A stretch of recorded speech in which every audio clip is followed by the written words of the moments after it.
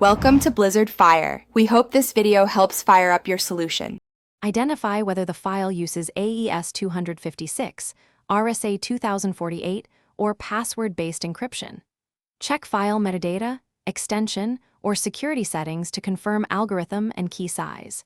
Determine if the document uses symmetric versus asymmetric keys for access and sharing. Know whether you have legal access or permission before attempting to open the file. Record encrypted file name, size, and last modified date for audit and backup. Keep a copy on a secure drive before making changes. Use the original password, private key file, or enterprise key manager credentials to open it. Enter passwords carefully with correct capitalization and special characters included. Import a PEM or PFX private key when RSA 2048 keys are used for decryption. Use the key management system to grant access when keys are centrally stored. Restore keys from backup or contact the system administrator if keys are lost. Never use unverified cracking tools on sensitive or legal documents.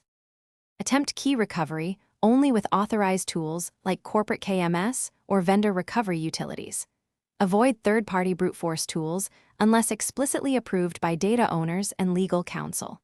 Verify checksum or hash such as SHA 256 after decryption to ensure file integrity. Keep the original encrypted copy untouched for compliance or forensic needs.